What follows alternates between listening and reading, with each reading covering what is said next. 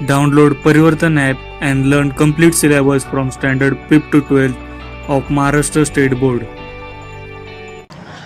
Hello everyone, कैसे हैं सब लोग। वेलकम टू द परिवर्तन लर्निंग सेंटर। तो दोस्तों हमने ऑलरेडी क्वेश्चन बैंक सॉल्यूशन का सीरीज स्टार्ट किया है फिजिक्स का, और ये दोस्तों हमारा 3rd नंबर का चैप्टर चल रहा है केटीजी एंड रेडिएशन।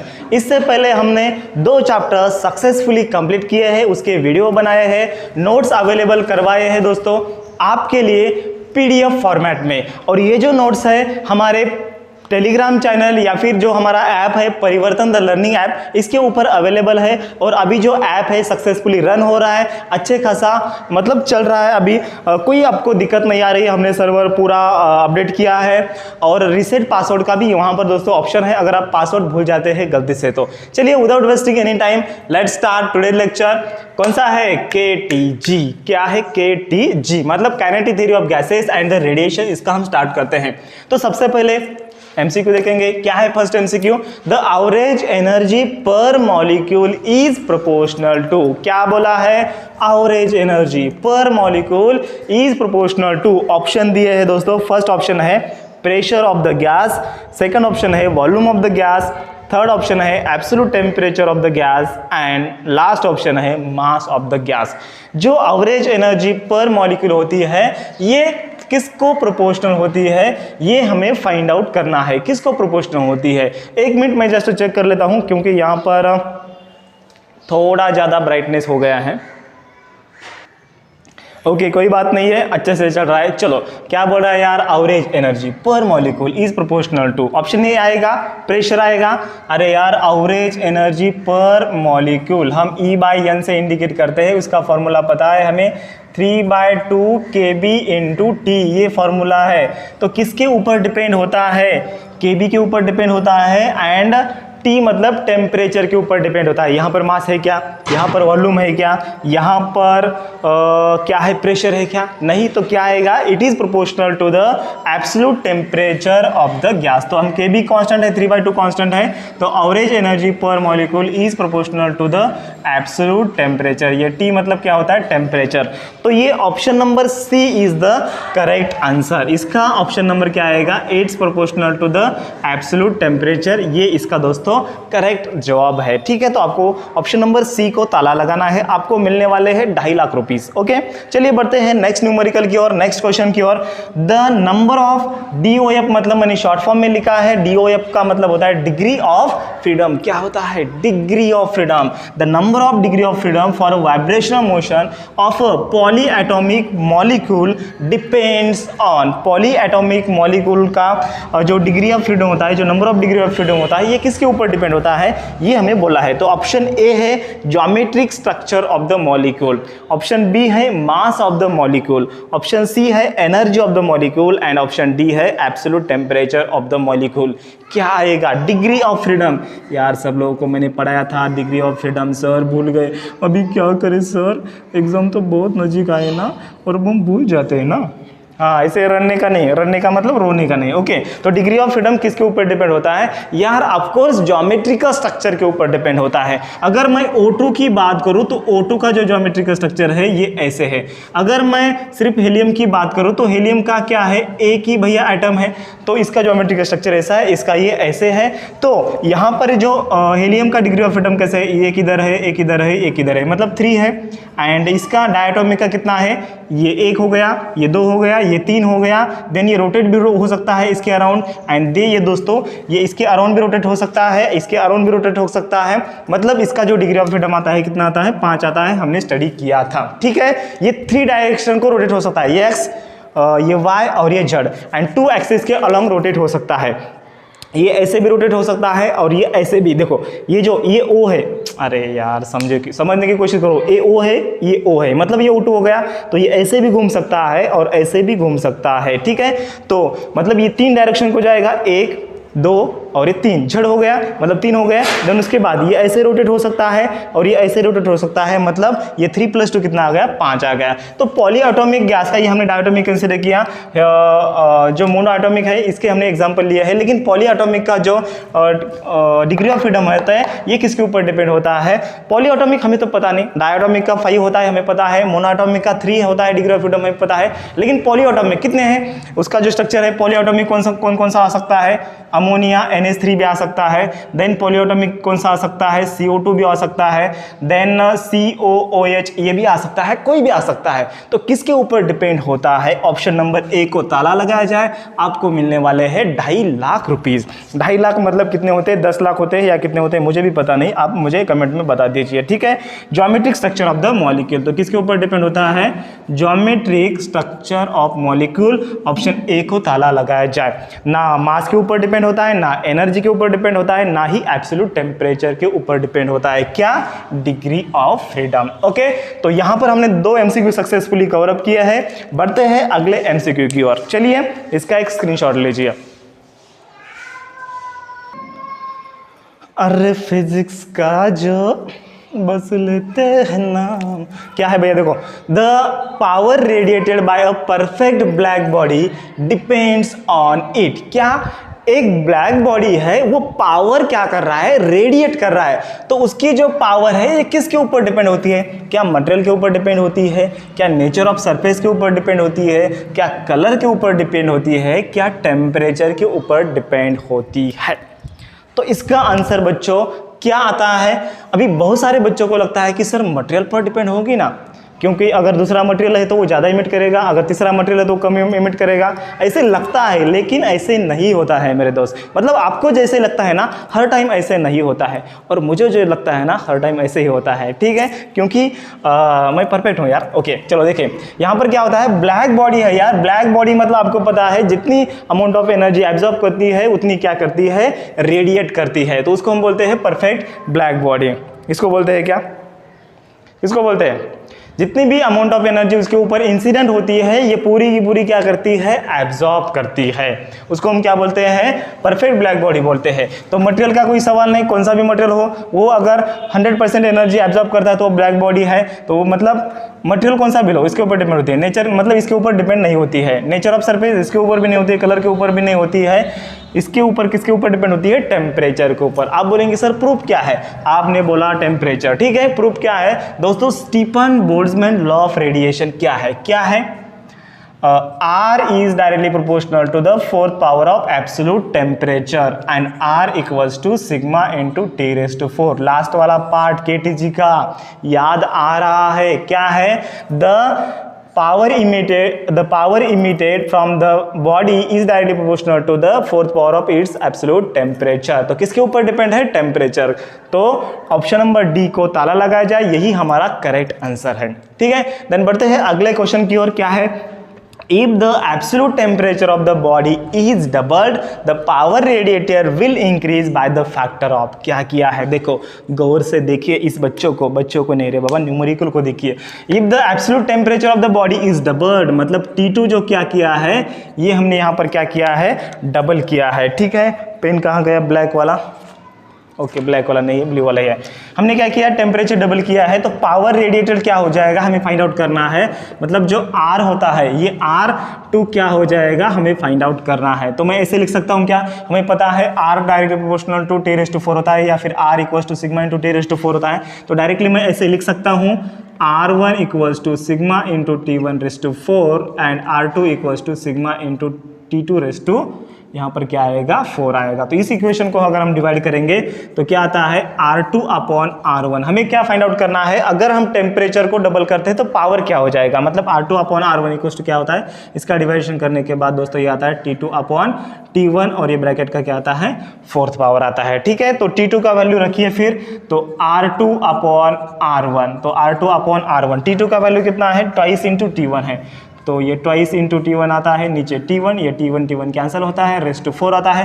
तो 2 का पावर 4 कितना आता है? ये आता है 16। R को मैंने इधर शिफ्ट किया तो ये आता है R1, तो ये R2 इक्वल्स टू क्या आता है? आपको दिख रहा है? एक बार मैं चेक कर लेता हूँ। अरे रे ना इंसाफी हुई ना भाई, आपको नहीं दिख रहा है? थोड़ा इसको नीचे करूँ, ठीक है, थोड़ा इसको मैं क्या करता हूँ, पीछे सरकाता हूँ। अभी दोस्तों आपको दिखेगा, ठीक है, पॉज करता हूँ। हाँ सर, अभी अभी मुझे दिख रहा है। हाँ, आपका लाख लाख शुक्रिया सर। हाँ चलो आ गया। तो R2 का वैल्यू कितना आता है बच्चा? अरे क्या किया यार, देखो ये दोनों को इसको डिवाइड किया, ये आ गया, ठीक है, सिग्मा सिग्मा कैंसिल होता है। T2 का वैल्यू कितना है? ट्वाइस इंटू T1 है, तो ट्वाइस इंटू T1 पुट किया, T1 कैंसल, R1 को इधर शिफ्ट किया, और 2 का पावर 4 कितना आता है? 16 आता है। तो 16 टाइम्स ये क्या होता है बच्चों? बढ़ता है। ठीक है, देखो आपको लॉजिक समझ में आ रहा है।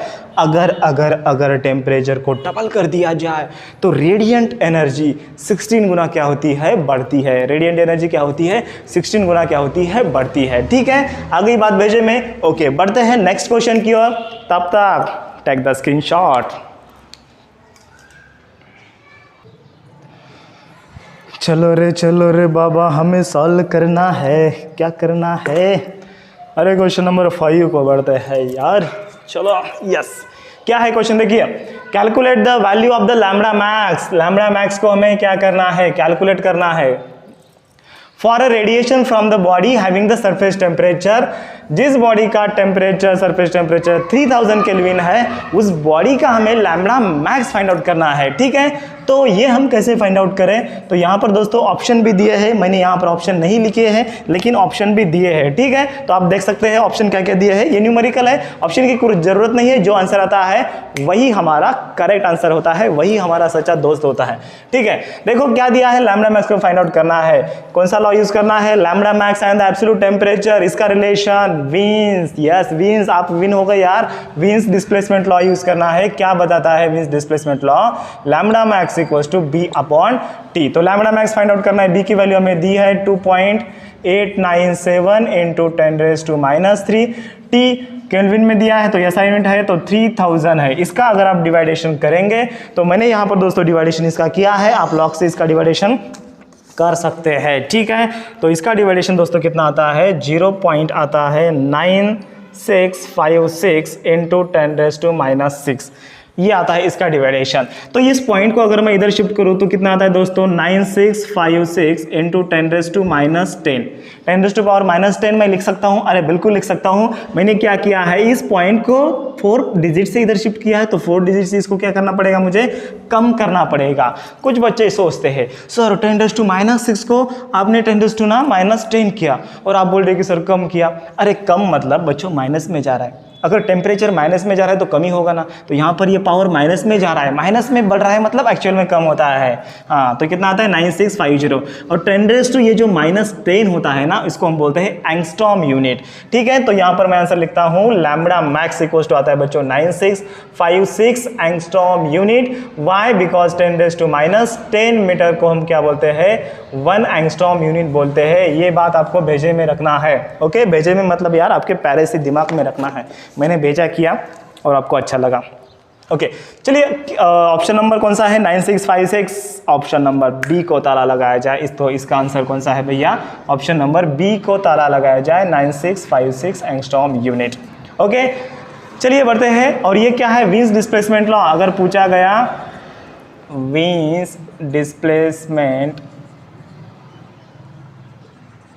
Law, okay, wins displacement law पूछा जा सकता है कभी कभी 2 मार्क के, तो कैसे लिखे? देखो हम सिर्फ दोस्तों 1-1 मार्क के न्यूमेरिकल नहीं सॉल्व कर रहे, हम 1-1 मार्क के सिर्फ एमसीक्यू नहीं सॉल्व कर रहे, हम कंसेप्ट भी क्लियर करवा रहे हैं आपसे। और दूसरी बात, आपका रिवीजन भी हो रहा है। यहाँ पर आप बोल रहे हैं कैसे रिवीजन हो रहा है? देखो विन्स डिस्प्लेसमेंट लॉ आपको अगर पूछा गया state and explain the wins displacement law, तो आप बोल सकते हैं the maximum wavelength at which the body emits the maximum radiation and the maximum wavelength is inversely proportional to the absolute temperature। क्या है? इस b को हटाओ, inversely proportional to, therefore lambda max equals to b upon t। b क्या है भैया? Proportionality constant है।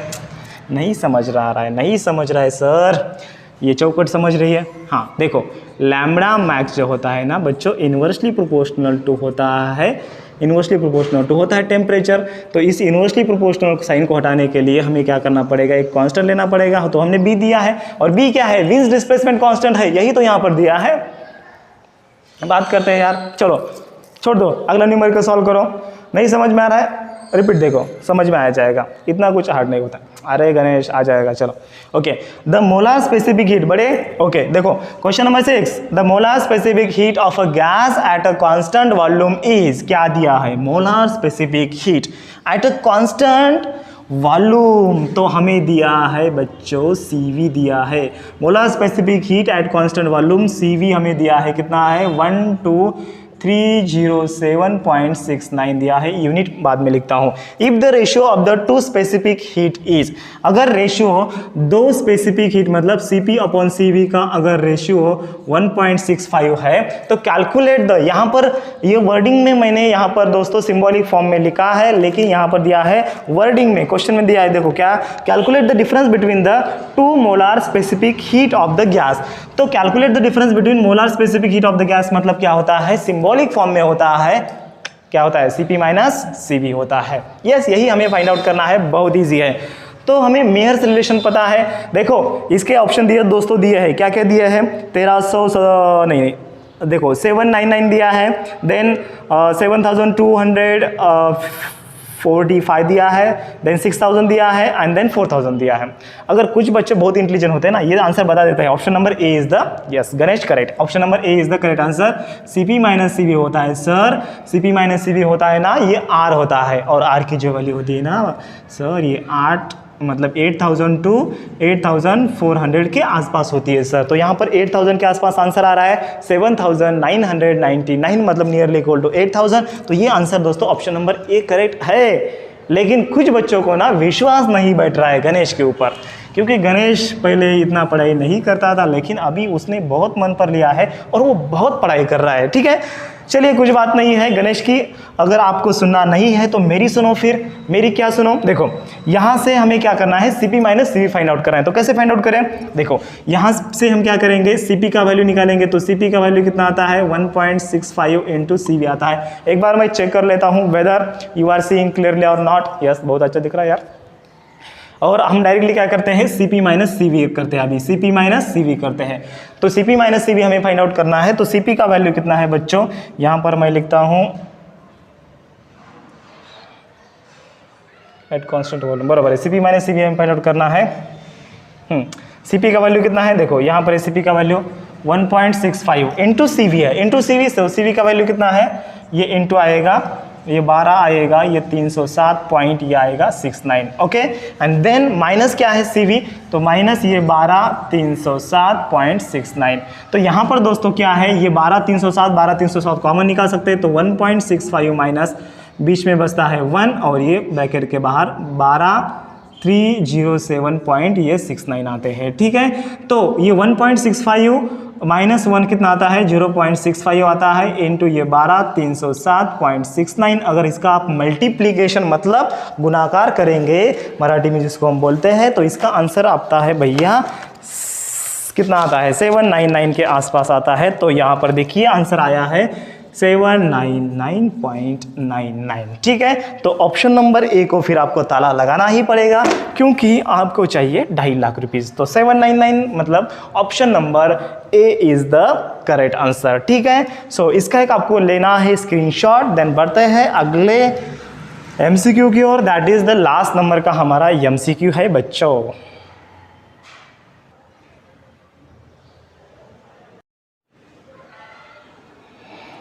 तो यहाँ पर दोस्तों लास्ट MCQ हम सॉल्व करेंगे। तो क्या है बच्चों लास्ट MCQ, देखिए, calculate the energy radiated in a 1 minute. तो 1 मिनट में कितनी एनर्जी रेडिएट होती है by a black body of area.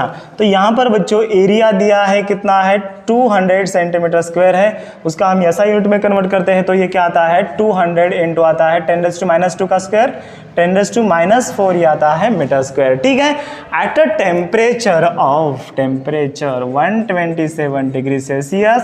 तो ये 127 डिग्री सेल्सियस को हम किस में कन्वर्ट करते हैं, केल्विन में कन्वर्ट करते हैं। तो 273 हमें ऐड करना पड़ता है, तो ये आता है 400 केल्विन। ठीक है, एक बार मैं चेक कर लेता हूँ यार रिकॉर्डिंग हो रही है नहीं हो रही है।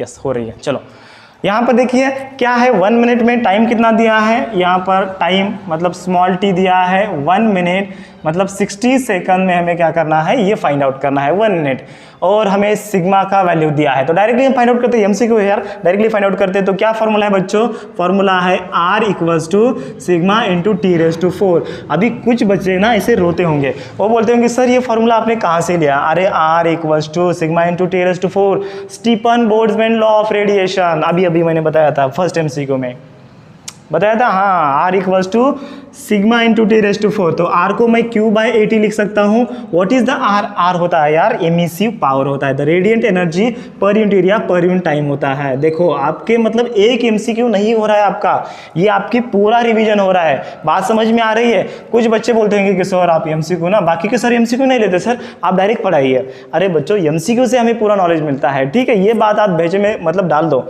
अभी आपका फॉर्मूला रिवीजन हो रहा है, ये रिवीजन हो रहा है, यूनिट रिवीजन हो रहा है, कौन सी चीज़ें किसमें कन्वर्ट हो रहा है, ये पूरा आपका बेसिक हो रहा है। यहाँ पर बेसिक मतलब ये पूरा आपको डायरेक्ट इसमें ये 2-2 मार्क 3-3 मार्क को ये बीच बीच में ऐसे क्वेश्चन आते हैं। 3 मार्क में क्या आता है, ये क्यू हमें फाइंड आउट करने को बोलता है, कभी कभी एरिया फाइंड आउट करने को बोलता है, कभी स्मॉल टी फाइंड आउट करने को बोलता है, मतलब घुमा फिरा के क्वेश्चन आते हैं कभी कभी ऐसे, ठीक है। तो हमें क्या फाइंड आउट करना है, हमें क्यू फाइंड आउट करना है, कैलकुलेट द रेडिएंट एनर्जी में फाइंड आउट करना है। तो क्यू इक्वल्स टू फॉर्मूला क्या आता है फिर, ये 80 into sigma into T⁴।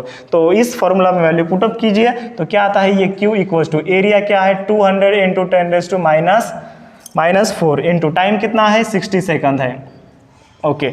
Then उसके बाद सिग्मा का वैल्यू बच्चों कितना है, यहाँ पर दिया है 5.7 इंटू 10⁻⁸ एंड देन उसके बाद T⁴। तो T⁴ मतलब ये 400⁴। तो इसका कैलकुलेशन अगर हम करें तो इसका कैलकुलेशन आपको करना है, तो मैं डायरेक्टली ऐसे लिखता हूँ यहाँ पर 200 इंटू 60 इंटू 5.7 इंटू ये 10⁻⁻ क्या आता है -4 आता है, और ये 10⁻⁻ आता है -8। मैंने क्या किया, 10⁻⁻4 को 10⁻⁸ को इकट्ठा किया और बाकी के टर्म को इकट्ठा किया। अभी 4 का दोस्तों 4th पावर कितना आता है, 4 का 4th पावर आता है, देखो 4 गुणीला 4 गुणीला 4 गुणीला 4, हाँ 4 चौक 16, 16 चौक 64, 64 चौक 256, वा वा वा वा सर तुम्ही मराठी चांगली बोलता बरं, 256 आलं राईट। त्याच्यानंतर आता बघा हे 10⁻, हे 2 झिरो आहेत, मग याचा पण पावर करा ना, आता हे 2 झिरो म्हणजे 10⁻² लिहू शकतो। अरे राजांनो या ठिकाणी मी 400चं करतोय ना, मग पहिल्यांदा 4चं केलं, आता हे 2 झिरोचं करावं लागेल, हे 2 झिरो म्हणजे 10⁻², हां याचा 4th पावर करा, तर याचा 4th पावर केला तर काय तो 10⁻4 दोन्ही 8 येतो, म्हणजे या ठिकाणी मी 10⁻8 लिहू शकतो, ओके। या ठिकाणी 10⁻−8 10⁻+8 कॅन्सल होतं, आणि जर तुम्ही याचं फर्दर मल्टिप्लिकेशन केलं तर याचं आन्सर येतं राजांनो, किती येतं 1750.8 जूल येतं, ठीक आहे। तर बघा ऑप्शन कोणता आहे सर, ऑप्शन नंबर सी पशी वाटतंय मला बरं, 1751 आहे, मग 1750.8 आहे, मग काय विचार करायचा, डायरेक्टली काय करायचं, ऑप्शन नंबर सी को डायरेक्टली ताला लगाया जाए, आपको 2.5 लाख रुपए मिल जाएंगे, okay.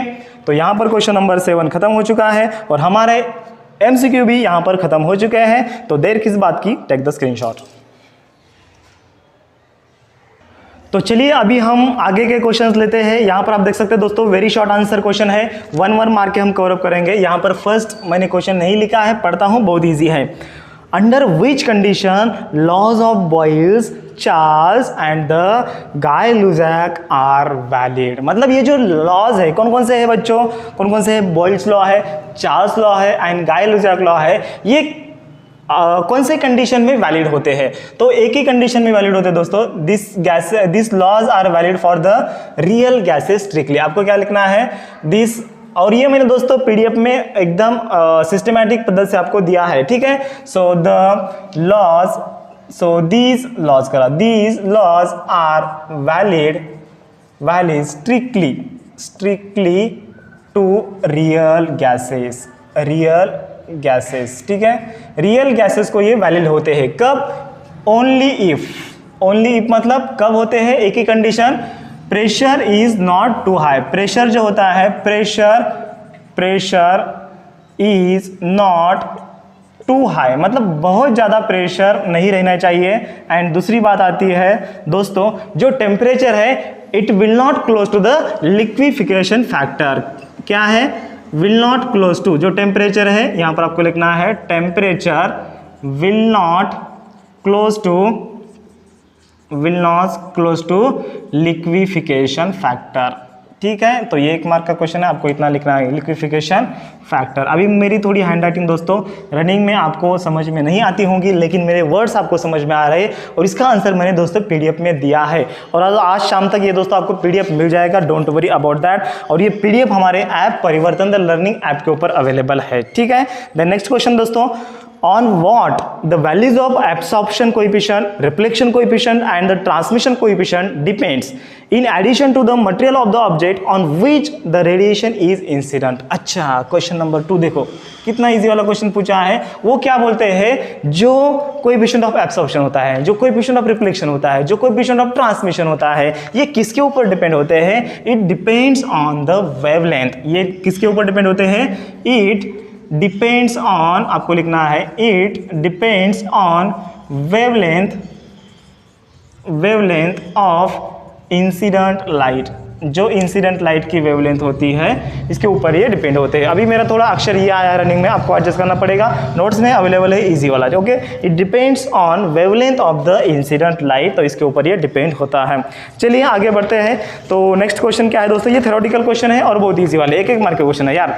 Why the temperature of all object remains constant at the room temperature. ठीक है, तो यहाँ पर लिखूँ मैं, देखो यहाँ पर लिखता हूँ मैं, ये 3rd नंबर का क्वेश्चन ले रहा हूँ। क्या बोला है? Why the temperature of all object, ये जो पूरे ऑब्जेक्ट है यहाँ पर ये रूम टेम्परेचर को है। ठीक है, तो यहाँ पर उसका जो टेम्परेचर है ये कांस्टेंट क्यों होता है? देखो, why the temperature of all object remains constant eight the room temperature. जो रूम टेम्परेचर है उसको टेम्परेचर जो है, अरे यार, रूम टेम्परेचर को ये पूरे के पूरे जो बॉडीज है उसका टेम्परेचर सेम क्यों रह रहा है? अब ये रूम टेम्परेचर है। ठीक है, तो मेरा टेम्परेचर, इस बोर्ड का टेम्परेचर, इस घड़ी का टेम्परेचर, आपका टेम्परेचर, मतलब इस कैमरे का टेम्परेचर ये सेम क्यों है? क्यों सेम होता है? Because at the room temperature, आपको लिखना है at the room temperature rate of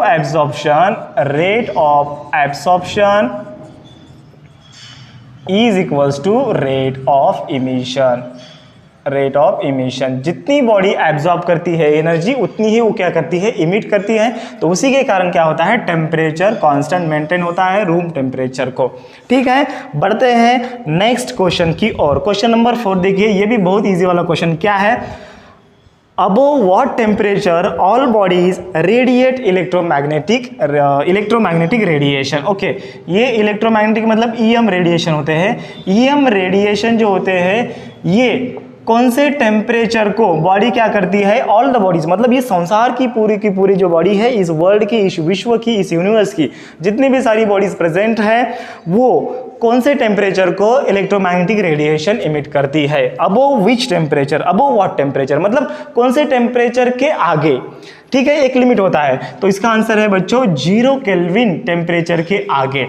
तो मतलब सब बॉडी क्या करती है? इलेक्ट्रोमैग्नेटिक रेडिएशन इमिट करती है। 0 केल्विन मतलब पता है कितना होता है? अभी कुछ लोग ना सोचते होंगे कि सर 0 डिग्री सेल्सियस होता है। 0 डिग्री सेल्सियस नहीं होता है दोस्तों। मैंने फर्स्ट लेक्चर में आपको बताया है केटीजी रेडिएशन को। अगर आपको जानना है इसका डिटेल में महत्व क्या है, इसका इंपॉर्टेंस 0 केल्विन क्या होता है, कुछ नहीं, तो फर्स्ट लेक्चर देखिए, केटीजी रेडिएशन का आपको डिटेल में पता चल जाएगा। ठीक है, तो 4th क्वेश्चन का आंसर क्या है? ये ओके नहीं लिखने का, ये लिखने का 0, अबो 0 केल्विन, आपको लिखने का है above 0 Kelvin, all the body radiates EM radiation, मतलब इलेक्ट्रोमैग्नेटिक रेडिएशन। यह क्या करती है? 0 डिग्री केल्विन के आगे क्या करती है? ऑल द बॉडी क्या करती है? इलेक्ट्रोमैग्नेटिक रेडिएशन को क्या करती है? एमिट करती है। ठीक है, देन यहाँ पर क्वेश्चन नंबर 5 की ओर बढ़ते हैं। क्वेश्चन नंबर 5, 6 एंड 7 न्यूमेरिकल है, ये हम सॉल्व करते हैं। तो ये 4 क्वेश्चन हमने कवर अप किया है, इसका आपको स्क्रीनशॉट लेना है। और रही बात यहाँ की, यहाँ पर 0 केल्विन ऐसे नहीं लिखना है, ये ओके लगता है। ठीक है, ये ऐसे नहीं लिखना है, आपको लिखना है अबो 0 केल्विन, ऐसे वर्डिंग के फॉर्म में लिखना है। Okay, so take the screenshot.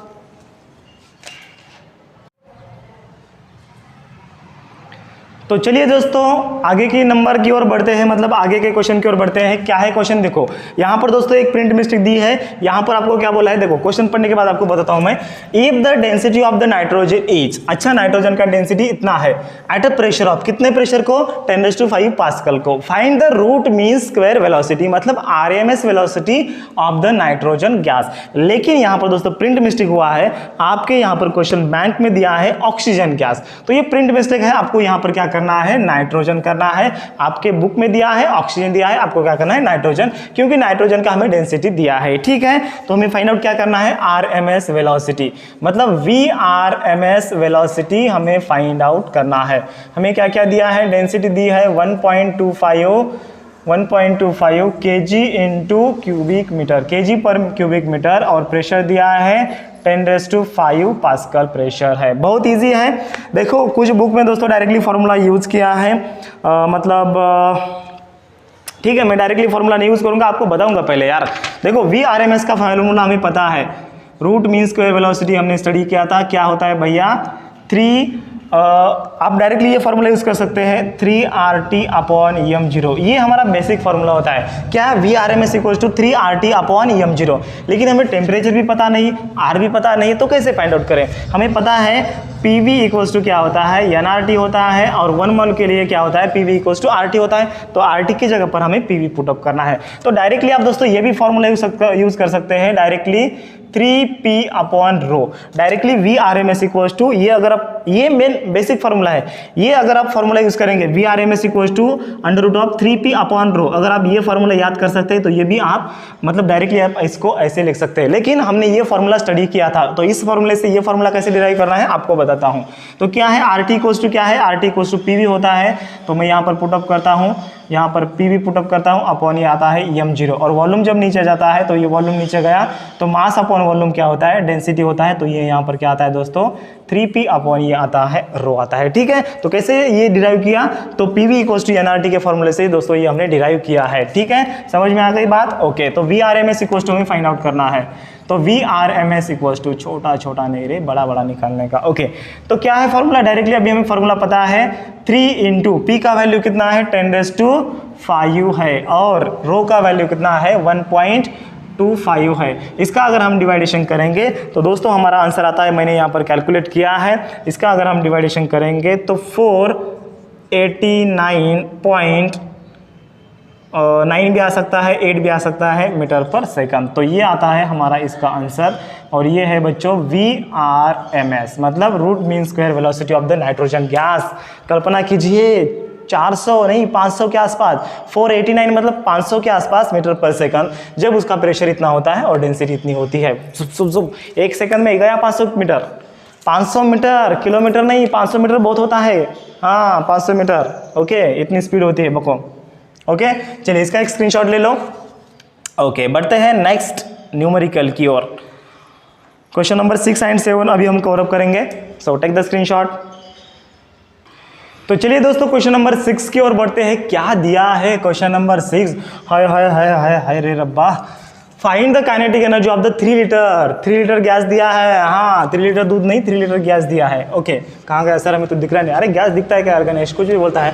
Find the kinetic energy of the 3 litre of gas at the STP, मतलब standard temperature pressure, given standard pressure is. तो हमें दोस्तों पहले क्या करना है, गिवन डेटा लिखना है। प्रेशर हमें दिया है कितना है 1.013 इंटू 10⁵ न्यूटन पर मीटर स्क्वायर। ठीक है, देन हमें ये वॉल्यूम दिया है, वॉल्यूम कितना है 3 लीटर है, तो ये SI यूनिट है क्या, वॉल्यूम का लीटर नहीं, मीटर क्यूबिक मीटर है, तो इसको क्यूबिक मीटर में कन्वर्ट करना है, तो 10⁻³ से मल्टीप्लाई करना पड़ेगा, तो ये आएगा क्यूबिक मीटर में। हमें फाइंड आउट क्या करना है, find out the kinetic energy. यार बहुत इजी फार्मूला है, तो काइनेटिक एनर्जी का फार्मूला होता है 3/2 इंटू डायरेक्टली PV होता है। क्या होता है, 3/2 इंटू PV होता है। ओके, तो ये दोस्तों आपको फार्मूला याद करना है, काइनेटिक एनर्जी = 3/2 इंटू PV। अब हमने काइनेटिक एनर्जी का एक्सप्रेशन देखा था, उसमें हमने दोस्तों ये फार्मूला ये किया था, डिराइव किया था, मतलब बीच में आया था ये फार्मूला, राइट। मतलब फाइनल जो हमारा फार्मूला था वो अलग था, और ये बीच में का फार्मूला मैंने लिया है डायरेक्टली। काइनेटिक एनर्जी = याद करना है, जैसे 3/2 इंटू PV होता है, तो P कितना है, देखो ये 3/2, अभी देखो P कितना है, नीचे लिखूँ नहीं दिख रहा है। ओके, ये 3/2 इंटू प्रेशर कितना है, ये 1.013 इंटू 10⁵ इंटू वॉल्यूम कितना है, वॉल्यूम 3 इंटू 10⁻³ अगर आप इसका कैलकुलेशन करेंगे तो सही यहाँ पर जवाब आने वाला है 455.8 जूल।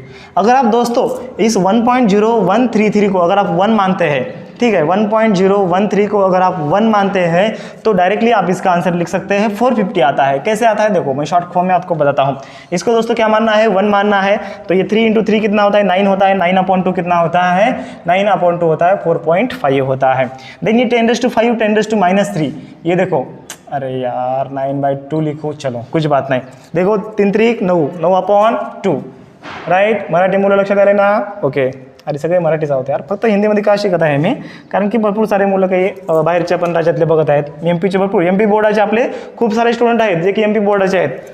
यस, 10⁵ × 10⁻³ कितना आता है, तो ये 10⁻² आता है। अरे खरं सांगतो राजांनो, MP बोर्डाचे जवळपास मला खूप सारे मेसेज येतात, सर MP बोर्डाचे जे क्वेश्चन बँकचे आहे त्याचे सोल्युशन आम्हाला पाठवा की। आता मी MP बोर्डात शिकवतच नाही आहे, त्यांचा सिलेबस मला माहीत नाही, बट कन्सेप्ट आहे त्यांचे, त्याच्यामुळे ते पण आपल्याला रेफर करतात, कारण की त्या विद्यार्थ्यांना फिजिक्स आपलं जास्त समजतं त्यांच्या टीचरपेक्षा, तर आपल्यासाठी खूप मोठी गोष्ट आहे का नाही, त्याच्यामुळे मी हिंदीमध्ये शिकवतो। ओके, तर 9/2 किती येणार, 9/2 कितना आता है, 4.5 आता है, इनटू ये 10⁻² आता है, तो ये आता है 450 जूल आता है ये काइनेटिक एनर्जी। मतलब अगर आपने इसको 1 अगर आपने नियरली इक्वल टू पुटअप किया, 1.013 मतलब नियरली इक्वल टू 1 पुटअप किया, तो ये 450 आ रहा है, और ये कितना आ रहा है, 455 आ रहा है। अगर आप इसका कैलकुलेशन करेंगे तो ये आएगा, अगर आप इसको 1 पुटअप करेंगे तो ये आएगा। दोनों भी आंसर सही है, दोनों को भी आपको फुल मार्क मिलेंगे। ओके, लास्ट क्वेश्चन की ओर बढ़ते हैं। क्या है लास्ट क्वेश्चन, क्या है भैया last question, determine the pressure of the nitrogen at 0 degree Celsius. Temperature दिया है, if the density of the nitrogen is,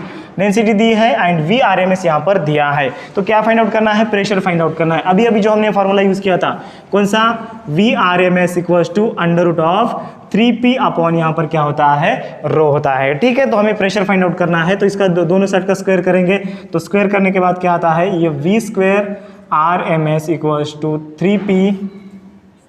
3P upon rho, therefore P = क्या आता है, ये rho into V² RMS upon ये आता है 3। ठीक है, तो P = अरे समझ रहा है, कुछ नाही यार, आलटा पलट पता है, फिरवा फिरवी, हां मराठीमध्ये फिरवा फिरवी म्हणतो आपण त्याला, काय हेरा फिरी बघा, इकडून तिकडे तिकडून इकडं। P फाइंड आउट करायचं आहे, रोला इकडे घेऊन जा, तिला इकडे, तिला नाही रे, 3ला इकडे घेऊन जा। ओके, वेळेस म्हणजे वेगळेच विचार करतात काही जण, जाऊ द्या।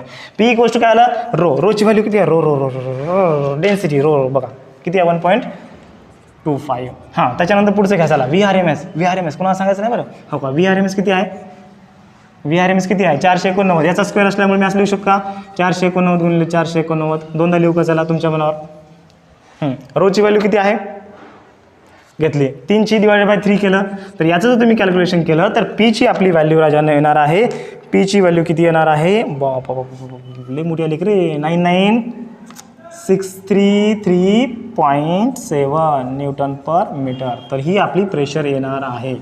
ओके, लक्षामध्ये, तर या ठिकाणी आपण विद्यार्थी मित्रांनो थांबूया, आणि पुढच्या मतलब नेक्स्ट वीडियो में हम आगे के क्वेश्चन सॉल्व करेंगे, और नेक्स्ट वीडियो में हमारा ये KTG पूरा का पूरा खत्म हो जाता है। इसके जो नोट्स हैं, इसके जो क्वेश्चन बैंक के जो सॉल्यूशन है PDF फॉर्मेट में, मैं दोस्तों परिवर्तन द लर्निंग ऐप के ऊपर डाल रहा हूँ। आज शायद आज 12 बजे तक आ जाएगा, तो आप देख सकते हैं। अगर आइए आप वीडियो कल देखेंगे, मतलब आज कितना तारीख है, 23 है, 24 को देखेंगे, तो डायरेक्टली आप ऐप पर जाइए, आपको नोट्स मिलेगा। ठीक है, लेकिन अगर आप आज देख रहे हैं तो आज दोस्तों 12 बजे रात को नोट्स में डालने वाला हूं। ठीक है, वैसे हम सुनते हैं कि रात को 12 बजे ना भूत आते हैं, भूत क्यों नहीं आते हैं, भूत बीत कुछ नहीं आते हैं, क्या आते हैं, परिवर्तन ऐप पर क्या आते हैं, नोट्स आते हैं। ओके, चलो बूम बूम, वीडियो को लाइक करना है और अपने दोस्तों के साथ शेयर करना है। Have a nice day, bye bye.